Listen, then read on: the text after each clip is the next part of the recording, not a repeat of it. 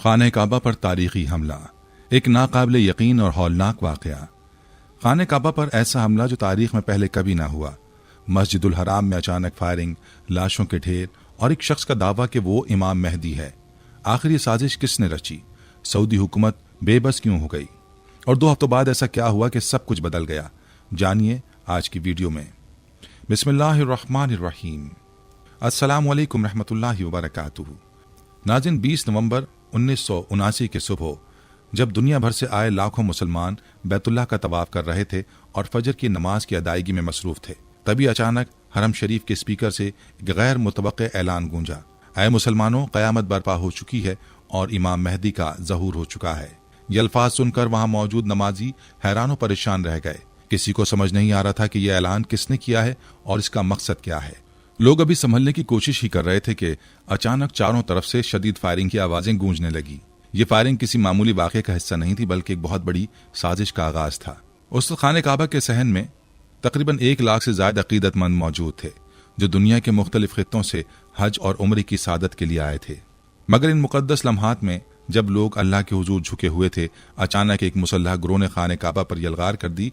यह हमलावर न सिर्फ जदीद असलहे से लैस थे, बल्कि इनकी तादाद भी 400 से 500 के दरमियान थी। जैसे इन शिद्दत पसंदों ने हरम शरीफ में दाखिल होकर अपना कब्जा जमाने की कोशिश की, 2 सिक्योरिटी गार्ड्स को गोली मारकर शहीद कर दिया गया।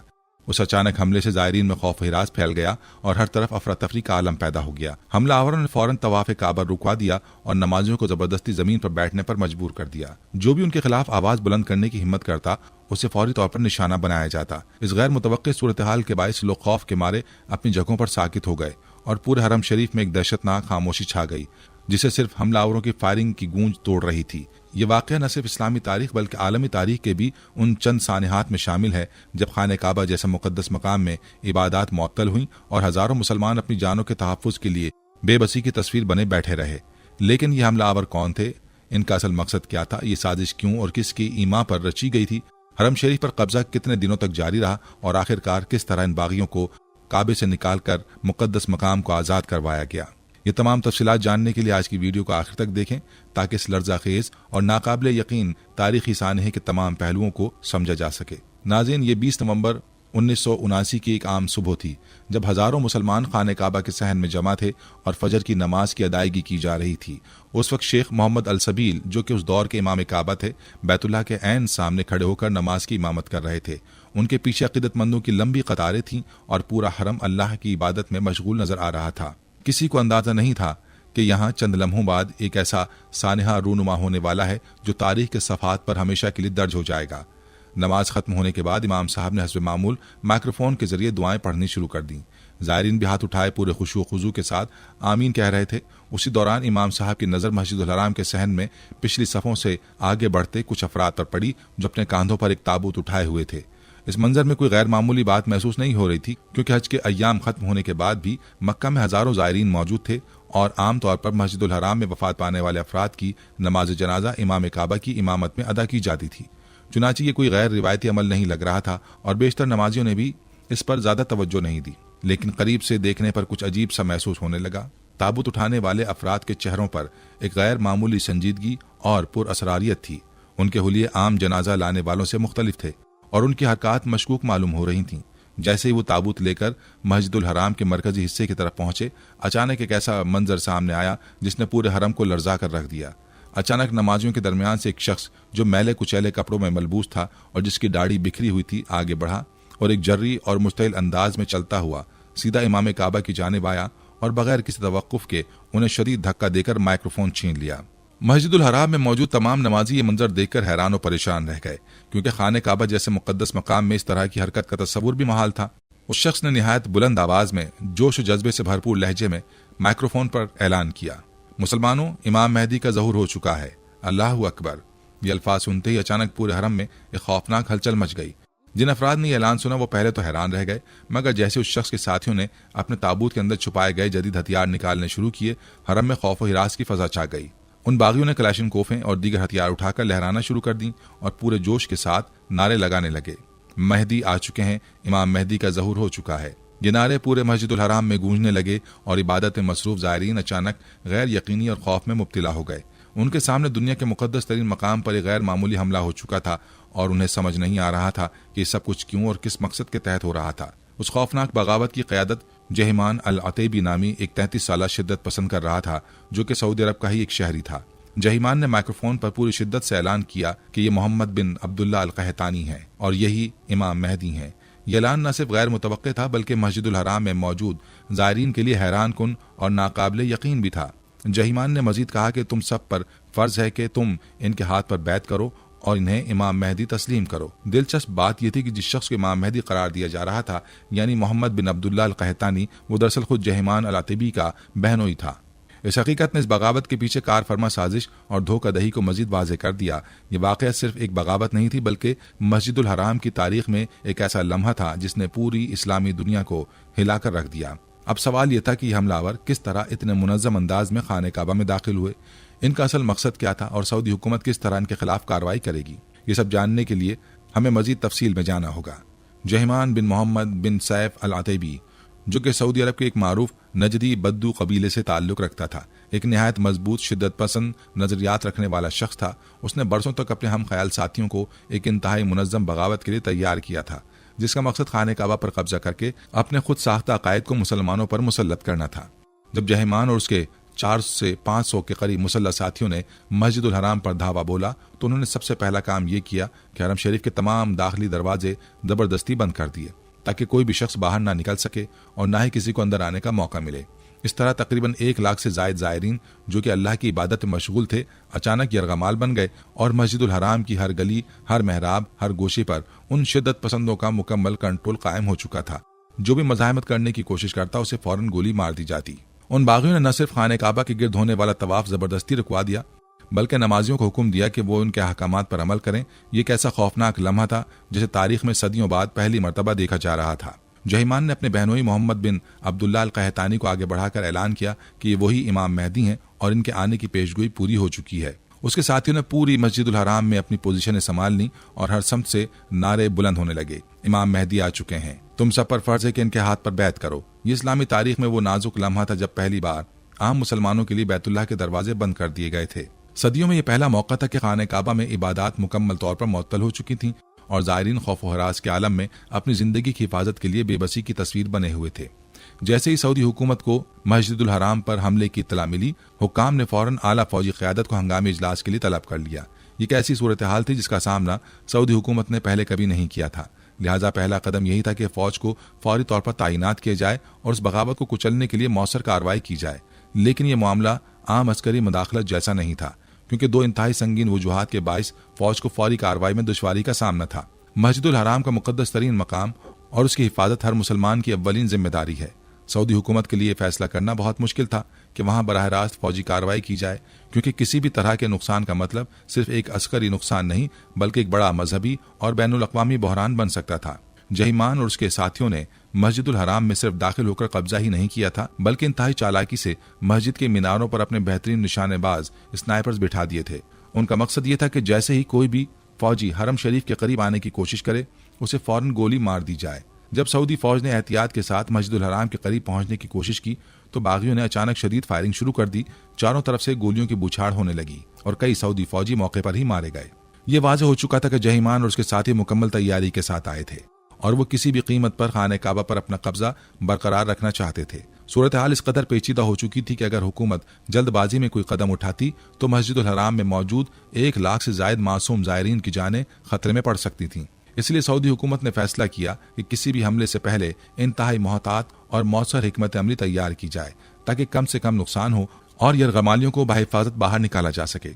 नाज़रीन, इस मुहासरे का इख्तिताम कैसे हुआ, ये बागी आखिर कितने दिनों तक खाने काबा पर काबिज रहे, सऊदी हुकूमत ने इस नाजुक सूरत हाल को संभालने के लिए क्या हिकमत अमली अपनाई, ये बगावत को चलने के लिए कौन सा खुसूसी ऑपरेशन तरतीब दिया गया और सबसे अहम बात, पाकिस्तानी फौज के जनरल परवेज मुशर्रफ ने उस तारीखी ऑपरेशन में क्या किरदार अदा किया, ये सब जानने के लिए हमारी तफसीली वीडियो के ख़त्म तक हमारे साथ रहिए, क्योंकि आगे हम आपको बताएंगे कि तारीख के इस खौफनाक सानहे का अंजाम किस तरह हुआ। नाज़रीन, ये हमला सिर्फ मस्जिदुल हराम पर कब्जे तक महदूद नहीं था बल्कि ये पूरी इस्लामी दुनिया के लिए एक संगीन खतरा बन चुका था। खाने काबा पर कब्जा महज एक मजहबी बगावत नहीं बल्कि उसके साथ एक गहरी सियासी और अस्करी चाल भी कार फरमा थी, जो पूरे खित्ते में अदम इस्तेहकाम पैदा कर सकती थी। जब सऊदी हुकूमत को इस खौफनाक हमले की इत्तला मिली तो सबसे पहला कदम मीडिया पर मुकम्मल पाबंदी आयद करना था, ताकि ये खबर बाहर की दुनिया में न फैल सके और किसी भी किस्म की बैनुल अक़वामी मदाखलत या मनफी प्रोपेगेंडे का सामना न करना पड़े। लेकिन इसके बावजूद इतने बड़े सानहे को मुकम्मल तौर पर छुपाना मुमकिन न था और जल्द ही ये खौफनाक खबर मुख्तलिफ जराए से बाहर निकलना शुरू हो गई। जैसे ये खबर सऊदी अरब से निकलकर दुनिया के मुख्तलिफ ममालिक में पहुंची, इसके असरात फौरन देखे जाने लगे। जब पाकिस्तान में लोगों को मस्जिदुल हराम पर हमले की खबर मिली तो शदीद गुस्से और इश्तिआल की लहर दौड़ गई। हालात इस कदर संगीन हो गए कि इस्लामाबाद में मौजूद अमरीकी सिफारतखाने पर मुश्तइल हुजूम ने हमला कर दिया।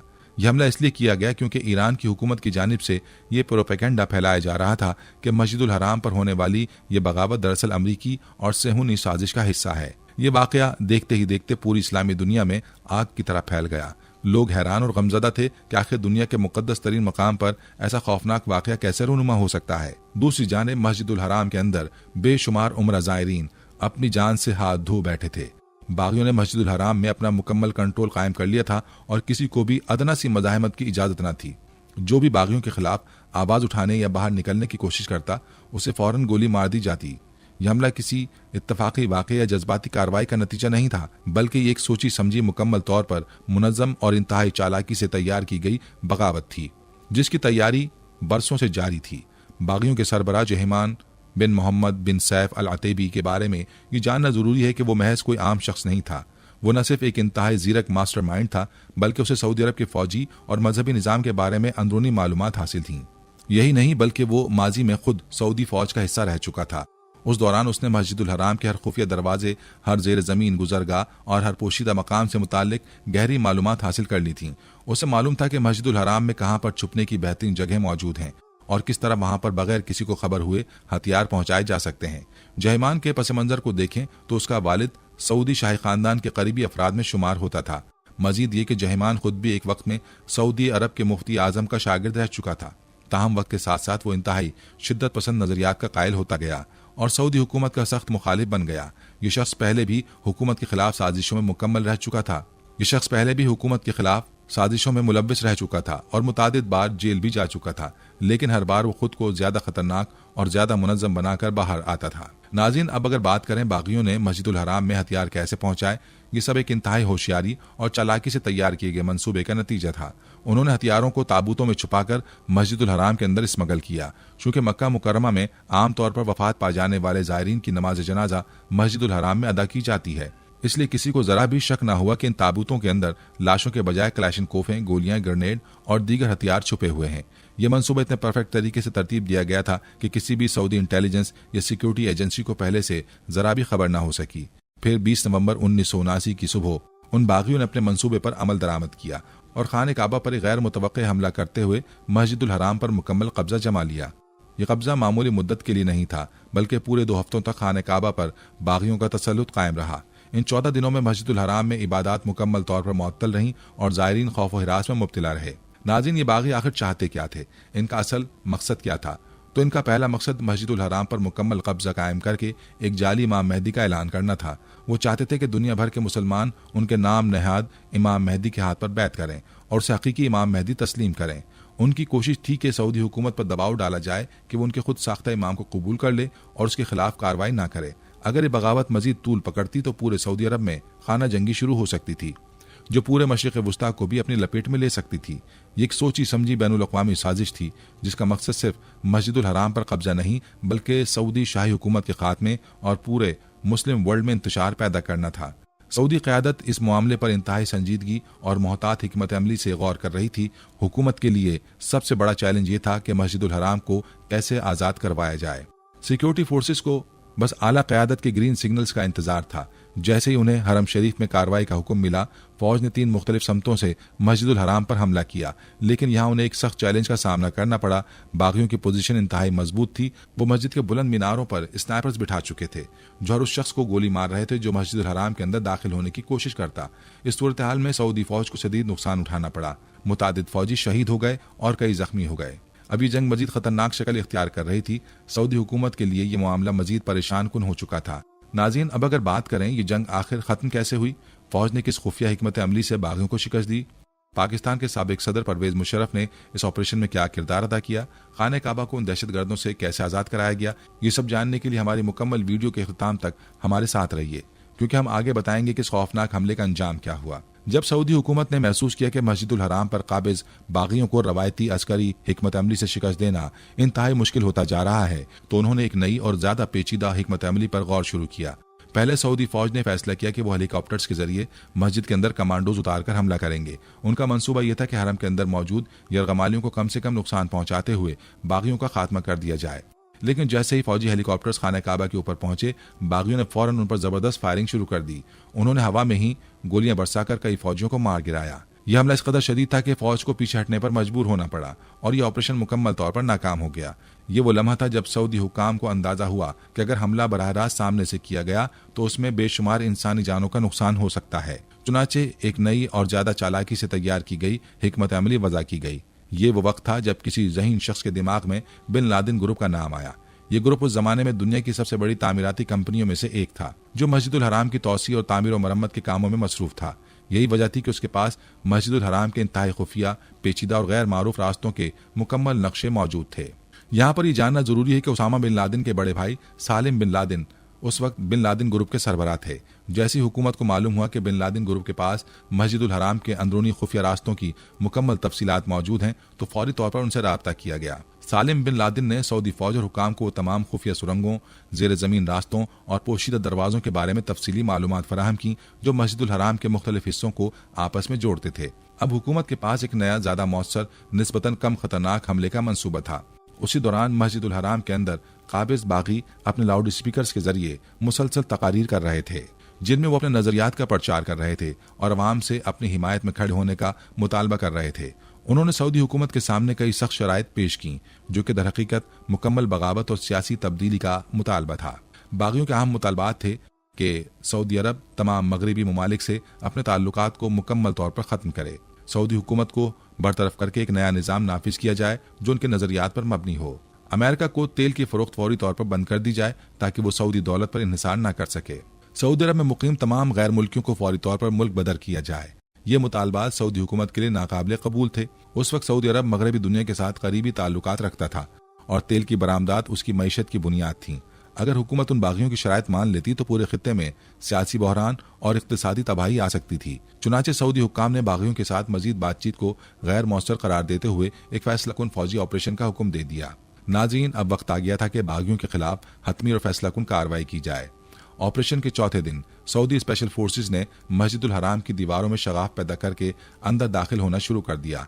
इस तरीके से वो बागियों के हाथों से बहुत से अहम मकामात का कंट्रोल वापस लेने में कामयाब हो गए। लेकिन एक बड़ा मसला अब भी बाकी था।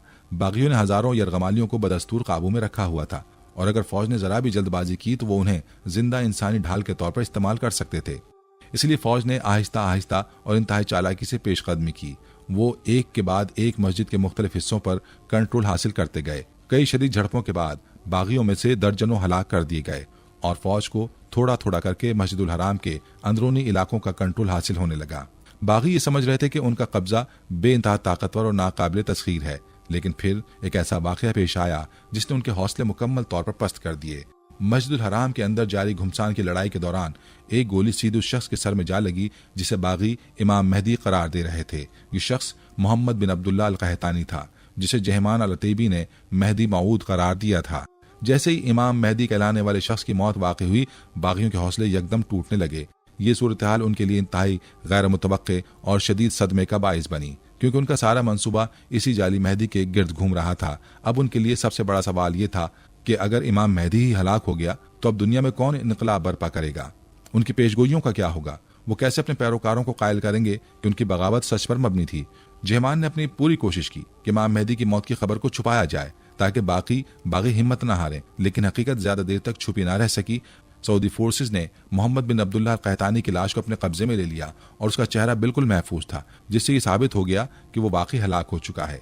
ये देखकर बागियों के हौसले मजीद पस्त हो गए और उनमें बदनज़मी और घबराहट फैलने लगी। अब सूरत हाल बागियों के हाथ से मुकम्मल तौर पर निकल चुकी थी। सऊदी फोर्सेज ने एक इंतहाई मुनज़्ज़म हिकमत अमली के तहत मस्जिदुल हराम के हर हिस्से में अपनी मौजूदगी मुस्तहकम कर ली। बिलाखिर मस्जिदुल हराम को आज़ाद करा लिया गया और बागियों के तमाम रहनुमाओं को जिंदा या मुर्दा गिरफ्तार कर लिया गया। ये सऊदी तारीख का सबसे खौफनाक हमला था, लेकिन आखिरकार हुकूमत और फौज की दानिशमंदी और बहादुरी ने इसे नाकाम बना दिया।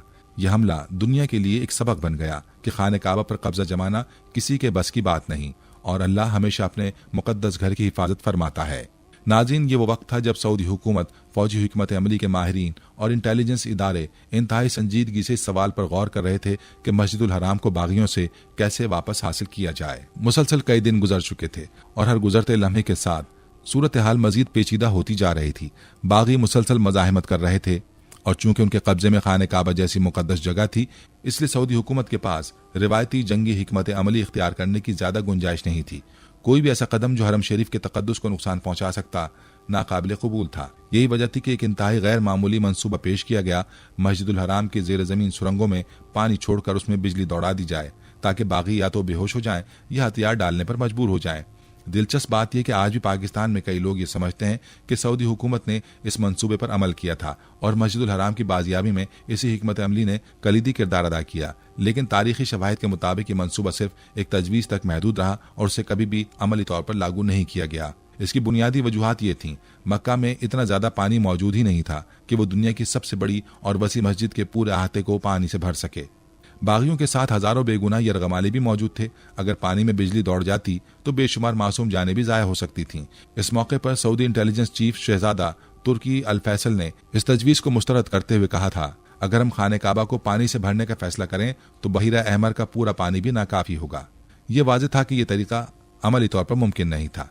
लिहाजा सऊदी हुकूमत ने किसी और मौसर और कम नुकसानदेह हल की तलाश शुरू की। जब सऊदी हुकाम ने यह महसूस किया कि उनके पास ज्यादा ऑप्शंस नहीं बचे तो उन्होंने फैसला किया कि बैनुल अक़वामी माहिरीन की मदद ली जाए। उस वक्त सऊदी फौज की तरबियत के लिए अमरीकी CIA के स्पेशल कमांडोज भी मौजूद थे, लेकिन इस सूरत हाल में अमेरिका को शामिल करना एक सियासी तौर पर खतरनाक फैसला हो सकता था। चुनाचे सऊदी हुकाम ने एक निस्बतन गैर जानिबदार मुल्क यानी फ्रांस से मदद हासिल करने का फैसला किया। यह फैसला इंतहाई खुफिया तौर पर किया गया और फ्रांसीसी खुफिया एजेंसी के सरबराह काउंट क्लॉड अलेक्जेंडर से राब्ता किया गया।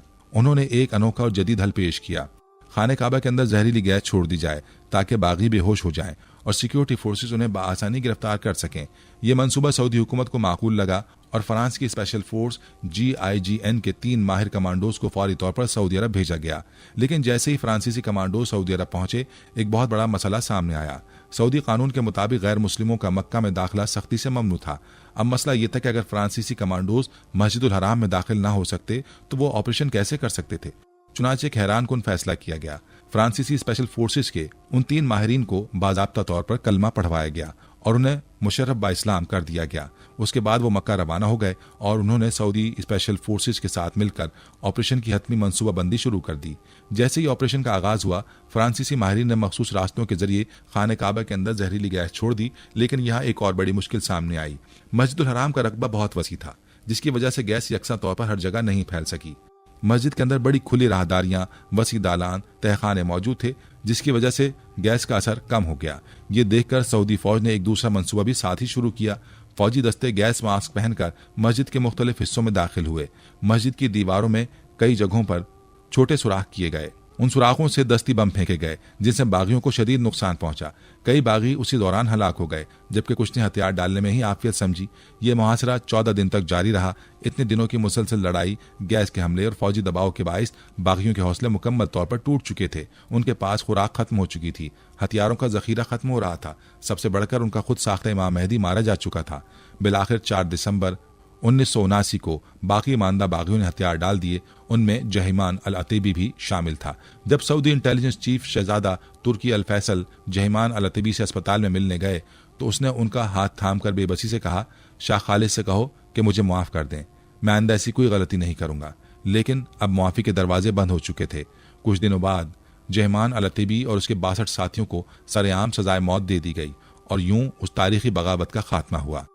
नाज़रीन, ये थी हमारी आज की वीडियो। हम उम्मीद करते हैं कि आपको हमारी आज की ये वीडियो ज़रूर पसंद आई होगी। अगर आपको हमारी आज की ये वीडियो पसंद आई है तो आपसे गुजारिश करते हैं कि आप हमारे चैनल को ज़रूर सब्सक्राइब कर लें और साथ ही लगे बेल के बटन को भी प्रेस कर लें, ताकि आपके पास हमारी आने वाली मजीद मालूमाती वीडियोस का नोटिफिकेशन बर वक्त मिलता रहे। सब्सक्राइब के साथ साथ हमारी वीडियोस को लाइक भी करें और अपनी कीमती राय का इजहार कमेंट्स में ज़रूर करें। कमेंट्स में आप अपने सवालात भी हम तक पहुँचा सकते हैं। अल्लाह ताला आपको अपने हिफ्ज़-ओ-अमान में रखे। आमीन।